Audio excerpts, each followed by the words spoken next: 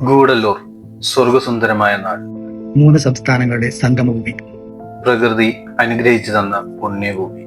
ടൂറിസത്തിന് വലിയ പ്രാധാന്യമുള്ള പ്രദേശം. എന്നാൽ ഇത് പുറത്തുനിന്ന് കാണുന്നവർക്ക് മാത്രമാണ്. പക്ഷേ ഞങ്ങൾക്ക് ഇത് ഭയവും ഭീതിയും നൽകുന്ന, ഞങ്ങളുടെ സ്വന്തമാണെന്ന് ഞങ്ങൾക്ക് ഇതുവരെ ഉറപ്പിച്ച് പറയാൻ കഴിയാത്ത ഞങ്ങളുടെ നാടാണ്. അതെ, ഞങ്ങൾ ഇവിടെ പറയാൻ പോകുന്നത് ഗൂഡല്ലൂരിന്റെ ഇരുണ്ട മുഖത്തെ പറ്റിയാണ്. ഇനി നമുക്ക് അല്പം രാഷ്ട്രീയം സംസാരിക്കാം. Welcome to our channel. Resident ബാബറിക്.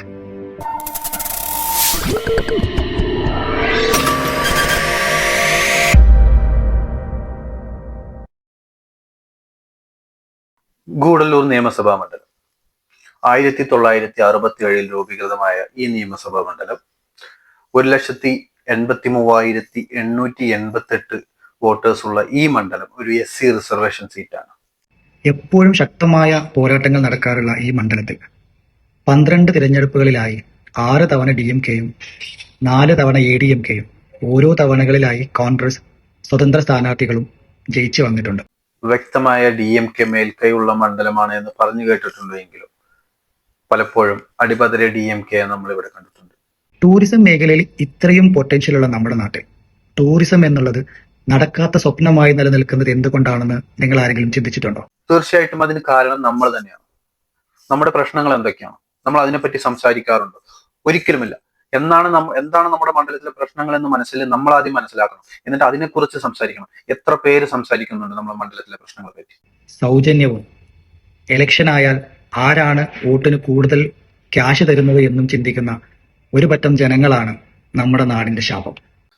നമ്മൾ സംസാരിക്കുന്നത് നമ്മളെ മണ്ഡലത്തിലെ പ്രശ്നങ്ങളെ പറ്റിയിട്ടാണ്. എന്നാൽ നമ്മളെ മണ്ഡലത്തിൽ നടക്കുന്ന ഏതെങ്കിലും പ്രശ്നത്തിനെ പറ്റിയിട്ട് നമ്മൾ സംസാരിക്കാറുണ്ടോ? ഒരിക്കലുമില്ല. നമ്മളെ മണ്ഡലത്തിലെ പ്രശ്നങ്ങൾ എല്ലാ ഇലക്ഷനിലും ഇപ്പോൾ തീർത്തുതരാം, ഈ ഇലക്ഷൻ കഴിഞ്ഞാൽ ഞങ്ങൾ മലമറിച്ച് തരാന്ന് പറയുന്ന സ്ഥാനാർത്ഥികളല്ലാതെ എന്ത് പരിഹാരം നമുക്ക് ഇതുവരെ കിട്ടിയിട്ടുള്ളത്? ആരെങ്കിലും പറയാൻ പറ്റുമോ? പണമെറിഞ്ഞ് അധികാരത്തിൽ വരുന്നവരിൽ നിന്ന് എന്താണ് പ്രതീക്ഷിക്കാൻ അർഹതയുള്ളത്? ആദ്യം നമ്മൾ നേരിടുന്ന പ്രശ്നങ്ങൾ എന്താണെന്ന് മനസ്സിലാക്കണം. നമ്മൾ നേരിടുന്ന ഒരു പ്രധാന പ്രശ്നം എന്നുള്ളതാണ് ഇവിടുത്തെ ഭൂമി പ്രശ്നം. സെക്ഷൻ 17 ജന്മം ലാൻഡ് എന്നുള്ള പ്രശ്നങ്ങളെല്ലാം നമ്മൾ ഒരുപാട് കാലമായിട്ട് നേരിടുന്നുണ്ട്. 1-2 വർഷമല്ല, 40-50 വർഷമായിട്ട് നമ്മുടെ ജനങ്ങൾ നേരിടുന്ന ഒരു വലിയ പ്രശ്നമാണിത്. 80,000 ഏക്കറോളം സ്ഥലം ജന്മം ലാൻഡായിട്ടും 35,000 ഏക്കറോളം സ്ഥലം സെക്ഷൻ 17 ആയിട്ടുമാണ് ഇപ്പോഴും കിടക്കുന്നത്. പ്രോപ്പറായിട്ട് ഒരു വീടിനുള്ള രജിസ്ട്രേഷൻ നമുക്ക് സാധ്യമാണോ? അല്ല. ഒരു ഭൂമി വിൽക്കാനോ വാങ്ങാനോ സാധ്യമാണോ? അല്ല. ഒരു ലോണിന് അപ്ലൈ ചെയ്താൽ പോലും നമ്മൾ അതിന് എലിജിബിൾ അല്ല എന്നുള്ളൊരു സാഹചര്യമാണ് നമ്മുടെ നാട്ടിലുള്ളത്. ആയിരക്കണക്കിന് കുടുംബങ്ങൾ ബാധിക്കപ്പെട്ടു. വികസന പദ്ധതികൾ വൈകി പോകുന്നു. സാമ്പത്തിക വളർച്ച വളരെ പരിമിതമായി. ഇതിനുള്ള പരിഹാരം എന്ന് പറയുന്നത് സർക്കാർ പ്രത്യേക ടാസ്ക് ഫോഴ്സുകൾ രൂപീകരിച്ച്, ജില്ലാതല പരാതി പരിഹാര സെല്ലുകൾ രൂപീകരിച്ച് പട്ടയ വിതരണം വേഗത്തിലാക്കുക എന്നുള്ളത് മാത്രമാണ്. അടുത്ത പ്രശ്നം വന്യമൃഗ ആക്രമണമാണ്. നമ്മുടെ കൂടെ ഉണ്ടായിരുന്ന ഒരുപാട് പേരുടെ ജീവനെടുത്ത വലിയ പ്രശ്നം. ഗൂഡല്ലൂർ സ്ഥിതി ചെയ്യുന്നത് മുതുമല, വയനാട്, ബന്ദിപ്പൂർ ടൈഗർ റിസർവുകളുടെ അതിർത്തിയായാണ്. ഇതിന്റെ പ്രധാന പ്രശ്നം എന്ന് വെച്ച് കഴിഞ്ഞാൽ ഏറ്റവും വലിയ പ്രശ്നം മനുഷ്യജീവനുകൾക്ക് മനുഷ്യജീവനുകൾ പൊലിയുന്നു. പിന്നെ നമ്മുടെ വ്യവസായം നശിപ്പിക്കപ്പെടുന്നുണ്ട്, വീടുകൾ നശിപ്പിക്കപ്പെടുന്നുണ്ട്. രാത്രി ഒരു എമർജൻസിക്ക് ആശുപത്രിയിലേക്കോ അല്ലെങ്കിൽ മറ്റെവിടേക്കെങ്കിലും നമുക്ക് പോകാനുള്ള ഒരു ഫെസിലിറ്റി ഇല്ല. രാത്രി സഞ്ചാരം പറ്റുന്നില്ല. ഇതിന് സൊല്യൂഷനായിട്ട് ചെയ്യാനുള്ള കാര്യങ്ങൾ എന്ന് വെച്ച് കഴിഞ്ഞാൽ സോളാർ ഫെൻസിങ്. നമുക്ക് അനുമതി ഇല്ലാത്തൊരു സാധനമാണ്, നമ്മുടെ നാട്ടിൽ അനുമതി ഇല്ലാത്തൊരു സംഭവമാണ് സോളാർ ഫെൻസിങ്. കിടങ്ങുകൾ കീറുക. ഇത്ര വർഷത്തിനിടയ്ക്ക് അതിനൊരു പരിഹാരം കണ്ടെത്താൻ കഴിഞ്ഞിട്ടില്ല. വന്യമൃഗങ്ങള്, ആനയെ പോലുള്ള വലിയ മൃഗങ്ങള് ജനവാസ മേഖലയിലേക്ക് എത്തുമ്പോൾ സൈറണുകൾ പോലത്തെ സംഭവം വെച്ചിട്ട് ജനങ്ങളെ വാണിംഗ് ചെയ്യാവുന്നതാണ്. നടക്കുന്നുണ്ടോ? അടുത്തത് അടിസ്ഥാന സൗകര്യങ്ങളും യാത്രാ സുരക്ഷിതവുമില്ലാത്ത റോഡുകളാണ്.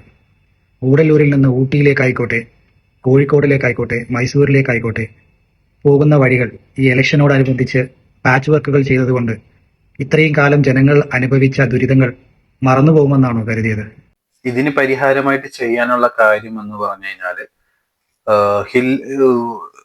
റോഡുകൾ നിർമ്മിക്കപ്പെടുന്ന എഞ്ചിനീയറിംഗ് ടെക്നിക്, അത് മലമ്പാതകൾക്ക് വേണ്ടിയിട്ട് കൃത്യമായിട്ട് അനലൈസ് ചെയ്ത എഞ്ചിനീയറിംഗ് ടെക്നിക്ക് വേണം ഉപയോഗിക്കാൻ. നമ്മുടെ നാട്ടിൽ ഉപയോഗിക്കപ്പെടുന്ന പല എഞ്ചിനീയറിംഗ് സിസ്റ്റംസും വന്നിട്ട് അതൊരിക്കലും മലമ്പാതകൾക്ക് അനുയോജ്യമല്ല. അതുകൊണ്ട് തന്നെയാണ് ആ റോഡുകൾ നിൽക്കാത്തതും ലാൻഡ് സ്ലൈഡുകൾക്ക് കാരണമാകുന്നതും. പിന്നെ വർഷത്തില് കൃത്യമായ road maintenance, annual road maintenance നടക്കുന്നില്ല. വർഷങ്ങളിൽ ഓരോ വർഷം നമ്മൾ ആരെങ്കിലും എന്തെങ്കിലും ഒരു പ്രശ്നമാവും, അല്ലെങ്കിൽ ആരെങ്കിലും അവിടെ അടിച്ച് തല തല്ലി വീണ് കഴിഞ്ഞാൽ എന്താവും, ഓക്കെ നമുക്ക് റോഡ് സർവീസ് ചെയ്തേക്കാം. അവിടെ കുഴിയിൽ വന്ന് കുറച്ച് മണ്ണിട്ട് മൂടും.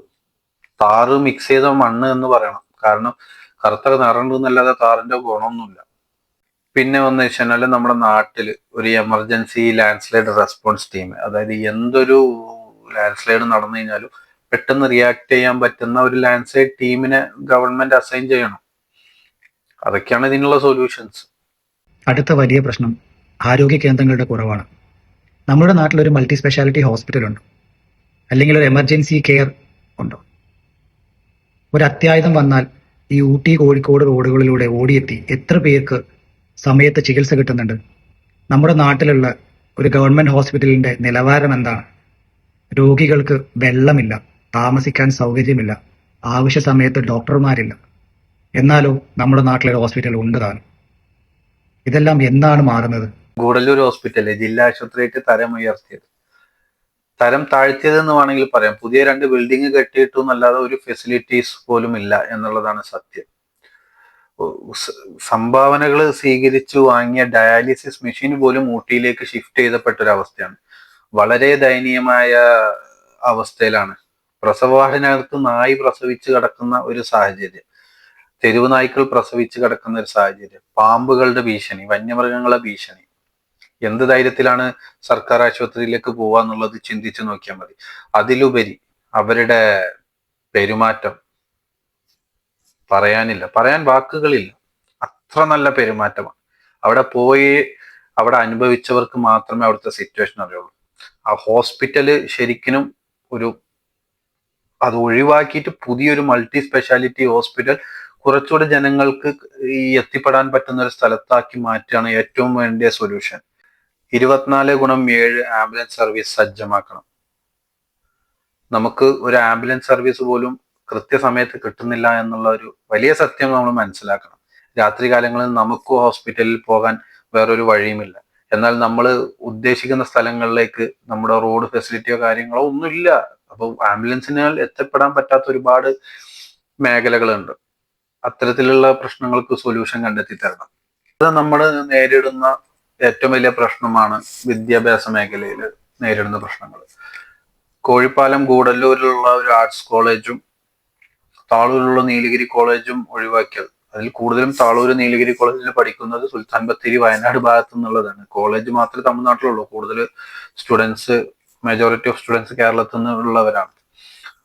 പിന്നെ ഏറ്റവും കൂടുതൽ വിദ്യാഭ്യാസ മേഖലയിൽ പ്രശ്നം അനുഭവിക്കുന്ന ഒരു മണ്ഡലം കൂടിയാണ് ഗൂഡല്ലൂർ നിയോജക മണ്ഡലം. വ്യക്തമായ കോളേജുകളോ കാര്യങ്ങളോ ഇല്ല. പ്രൊഫഷണൽ കോളേജുകൾ തീരെയില്ല. പ്രൊഫഷണൽ ഇൻസ്റ്റിറ്റ്യൂഷൻസ് മസ്റ്റായിട്ട് വേണ്ട ഒരു കാര്യമാണ്. അതുപോലെ തന്നെ ഗോത്ര വിഭാഗത്തിൽ ഉള്ള ഒരുപാട് ജനതുക ഉള്ള ഒരു മണ്ഡലമാണ് ഗൂഡല്ലൂർ മണ്ഡലം. പക്ഷെ ഏറ്റവും കൂടുതൽ വിദ്യാഭ്യാസത്തിൽ പിന്നോക്കം നിൽക്കുന്നത് ഗോത്ര വിഭാഗങ്ങളാണ്. കാരണം അവരുടെ വിദ്യാഭ്യാസം പകുതി വഴിക്ക് നഷ്ടപ്പെട്ടു പോകുന്നു, അല്ലെങ്കിൽ അവർ ഡ്രോപ്പ് ഔട്ട് ആവുന്നു എന്നുള്ള ഒരു പ്രശ്നമുണ്ട്. അതിനൊരു സൊല്യൂഷൻ കണ്ടെത്തണം എന്നുള്ളതും ഒരു റിക്വസ്റ്റ് ആണ്. ഇതിന് മെയിനായിട്ട് ചെയ്യേണ്ട കാര്യങ്ങൾ എന്ന് വെച്ച് കഴിഞ്ഞാൽ, ഒന്ന് എഞ്ചിനീയറിംഗ് കോളേജ് പോലത്തെ ടെക്നിക്കൽ കോളേജുകൾ, IT കോളേജുകൾ പോലത്തെ വ്യത്യസ്തമായിട്ടുള്ള വിദ്യാഭ്യാസ സ്ഥാപനങ്ങൾ വരണം. ടെക്നിക്കൽ ഡെവലപ്മെന്റ് സ്കില്ല് വളർത്തണം. തൊഴിൽ സാധ്യതകളുടെ കുറവ്. യുവാക്കൾ ജോലി അന്വേഷിച്ച് അന്യ സംസ്ഥാനങ്ങളും അന്യ രാജ്യങ്ങളിലേക്കും ചേക്കേറുന്നത് നമ്മുടെ നാട്ടിൽ അവർക്ക് അനുയോജ്യമായ തൊഴിലില്ലാത്തത് കൊണ്ടാണ്. നമ്മുടെ നാട്ടിലുള്ള തൊഴിലവസരങ്ങൾ എന്തൊക്കെയാണ്? തേയിലത്തോട്ടങ്ങളുടെ ജോലി, അല്ലെങ്കിൽ കൃഷിപ്പണി, ഇതുമില്ലെങ്കിൽ കൂലിപ്പണി. വേറെ എന്ത് തൊഴിലവസരങ്ങളാണ് നമ്മുടെ നാട്ടിലുള്ളത്? അല്ലെങ്കിൽ നമ്മുടെ നാട്ടിൽ ഇതുവരെയുള്ള രാഷ്ട്രീയ നേതാക്കൾ കൊണ്ടുവന്നിട്ടുള്ളത്? നമ്മുടെ തൊട്ടടുത്ത ജില്ലകളിലേതുപോലെ സ്കിൽ ഡെവലപ്മെന്റ് സെന്റേഴ്സ് എത്ര എണ്ണം നമ്മുടെ നാട്ടിലുണ്ട്? സ്മോൾ ഇൻഡസ്ട്രിയെ പ്രൊമോഷൻ ചെയ്യാൻ എന്താണ് നമ്മുടെ നാട്ടിൽ ചെയ്തുകൊണ്ടിരിക്കുന്നത്? അടുത്ത ടോപ്പിക് പറഞ്ഞിട്ട് കാര്യമില്ല എന്ന് ഉറപ്പുള്ളതും എന്നാൽ പറയാതിരിക്കാൻ പറ്റാത്തതുമായിട്ടുള്ള ഒന്നാണ് ടൂറിസം ഡെവലപ്മെന്റ്. നമ്മുടെ തൊട്ടടുത്ത നാടുകളിലേക്കാൾ ടൂറിസത്തിൽ വളരെ പൊട്ടൻഷ്യൽ ആയിട്ടുള്ള എത്ര ഡെസ്റ്റിനേഷൻസ് നമ്മുടെ നാടുകളിലുണ്ട്? എന്നാൽ അതിനെ ഒന്ന് പ്രൊമോട്ട് ചെയ്യാനോ ഡെവലപ്പ് ചെയ്യാനോ ഈ മാറി മാറി വന്ന ഗവൺമെന്റുകൾ എന്തെങ്കിലും ചെയ്തിട്ടുണ്ടോ? ഇങ്ങനെയുള്ള സ്ഥലങ്ങളിൽ ഗവൺമെന്റ് ബംഗ്ലാവുകളും അവരുടെ ഉല്ലാസങ്ങൾക്ക് വേണ്ടിയുള്ള കാര്യങ്ങൾ ചെയ്യാനുള്ളതിന്റെ പാതി നാട് കാണാൻ വരുന്ന വിനോദസഞ്ചാരികൾക്ക് വേണ്ടി ചെയ്താൽ നമ്മുടെ നാട്ടിൽ എന്തെല്ലാം വികസനങ്ങൾ നടക്കും? ആയിരക്കണക്കിന് യുവാക്കൾക്ക് ജോലി കിട്ടും. ഒരുപാട് പേർക്ക് തങ്ങളുടെ സ്വന്തമായ ബിസിനസ് തുടങ്ങാനുള്ള അവസരം കിട്ടും. പക്ഷെ ഇതൊന്നും നമ്മുടെ മാറി മാറി വരുന്ന ഗവൺമെന്റുകൾ ശ്രദ്ധിക്കുന്നേയില്ല. ടൂറിസം മേഖലയെ സംബന്ധിച്ചിടത്തോളം നമ്മുടെ നാട്ടിൽ വലിയ മാറ്റങ്ങൾ കൊണ്ടുവരാൻ പറ്റുന്ന ഒരുപാട് മേഖലകളുണ്ട്. ഓരോ വളവിലും ഓരോ ടൂറിസം സാധ്യതയുള്ള മണ്ഡലമാണ് ഗൂഡല്ലൂർ നിയോജക മണ്ഡലം. എന്നാൽ നിയമത്തിന്റെ പരിമിതികൾ കാരണം, ഫോറസ്റ്റ് നിയമത്തിന്റെ പരിമിതികൾ കാരണം, ഈ ആനവഴിത്താരകളുടെ പരിമിതികൾ കാരണം നമ്മുടെ നാട്ടിൽ ഒരു ഡെവലപ്മെന്റും ഇല്ല. നമ്മളെ നാടിനെ സംബന്ധിച്ചിടത്തോളം ടൂറിസം മേഖലയിൽ വലിയ റിസൾട്ട് കൊണ്ടുവരാൻ കഴിയുന്ന വലിയ മേഖലകളുണ്ട്. Eco tourism, tea tourism, tribal tourism, ഇത്തരത്തിലുള്ള ആസൂത്രണങ്ങൾ ഒരുപാട് മുന്നിൽ വരും. നമ്മൾ മാതൃകയാക്കേണ്ടതാണ്. വയനാട്, കൊടക് പോലത്തുള്ള ഹിൽ സ്റ്റേഷൻസ്, അവരെല്ലാം ട്രൈബൽ ടൂറിസം ആയിക്കോട്ടെ, എക്കോ ടൂറിസം ആയിക്കോട്ടെ, അവരെല്ലാം വളരെ ആക്റ്റീവായിട്ട് വളരെ പ്രാധാന്യത്തോടെ കാണുകയും അത് വിജയിപ്പിക്കുകയും ചെയ്യുന്നത് നമ്മളെ കണ്ടുകൊണ്ടിരിക്കുകയാണ്. നമ്മളെ നാട്ടിൽ സൊല്യൂഷൻ ഇല്ലാഞ്ഞിട്ടാണോ? സൊല്യൂഷൻ ഇല്ലാഞ്ഞിട്ടല്ല, കാണാൻ മനസ്സില്ല. ടൂറിസം വിജയിക്കേണ്ടത്, അതായത് നീലഗിരി ജില്ലയിലെ ടൂറിസം എന്ന് പറയുന്നത് ഒരു ഊട്ടിയോ കുന്നൂരോ മാത്രം കേന്ദ്രീകരിച്ചിരിക്കേണ്ട ഒരു കാര്യമാണ്. ഒരിക്കലുമല്ല. ഗൂഡല്ലൂർ മുതൽ പന്തല്ലൂർ താലൂക്കുകളും അതിൽ ഉൾപ്പെടുത്തി അതിന്റെ വ്യാപ്തി മനസ്സിലാക്കുകയാണെങ്കിൽ നീലഗിരിയിലേക്കുള്ള വാർഷിക വരുമാനം എത്രത്തോളം മുന്നിൽ വരുമെന്നുള്ളത് ചിന്തിച്ചു നോക്കാം. ടൂറിസം മേഖലയിൽ ഒരു വിപ്ലവം സൃഷ്ടിക്കാനുള്ള ഒരു അവസരം ഉണ്ടായിട്ട് പോലും അത് ഉപയോഗപ്പെടുത്തുന്നില്ല. ഒരു സർക്കാരുകളും അത് ഉപയോഗപ്പെടുത്തുന്നില്ല. അതാണ് സത്യം. ഇവിടെ പുതിയ പ്രൊജക്ടുകൾ വരുന്നത് നമുക്ക് തൽക്കാലം തള്ളിവെക്കാം. നിലവിലുള്ള സ്ഥലങ്ങൾ അല്ലെങ്കിൽ നിലവിലുള്ള ടൂറിസം ഡെസ്റ്റിനേഷനുകൾ ഡെവലപ്പ് ചെയ്യാൻ പോലും ആരും ശ്രമിക്കുന്നില്ല എന്നത് വളരെ ദൗർഭാഗ്യകരമായ വിഷയമാണ്. പിന്നെ യാത്രാ സൗകര്യത്തിൽ നമ്മളെ നാട് നമ്പർ 1 ആണ്. കാരണം നമുക്ക് കൃത്യസമയത്ത് ബസ്സുകൾ കിട്ടാറില്ല. എന്താ പറയാ, നമുക്ക് ആൾട്ട് ബസ്സുകൾ കുറവാണ്. പിന്നെ രാത്രി 7 മണിക്ക് ശേഷം പിന്നെ നോക്കണ്ട, ബസ് ഇല്ലേ ഇല്ല. നമുക്ക് നമ്മുടെ നാട് ശരിക്കും മറ്റുള്ള സംസ്ഥാനങ്ങളും മറ്റുള്ള ജില്ലകളുമായിട്ട് കണക്റ്റഡ് ആണ്. കൂടുതൽ ആളുകളും കോയമ്പത്തൂർ ഭാഗത്ത് വർക്ക് ചെയ്യുന്നവർ, ബാംഗ്ലൂർ ഭാഗത്ത് വർക്ക് ചെയ്യുന്നവർ, അല്ലാത്തവർ കേരള ഭാഗത്ത് വർക്ക് ചെയ്യുന്നവരാണ്. പക്ഷെ അവർക്കൊന്നും രാത്രി യാത്രക്ക് സൗകര്യമില്ല, രാത്രി കണക്ടിവിറ്റി ഇല്ല. ഒന്നാമത് മുതുമല പാത വന്നിട്ട് രാത്രി അടഞ്ഞു കിടക്കുന്നത് കൊണ്ടും, പിന്നെ അതുപോലെ തന്നെ കേരള ഭാഗത്തേക്കൊന്നും രാത്രി യാത്രാ സൗകര്യം വളരെ കുറവാണ്. പിന്നെ നമുക്ക് കുറഞ്ഞ ബസ് സൗകര്യം മാത്രമേ ഉള്ളൂ.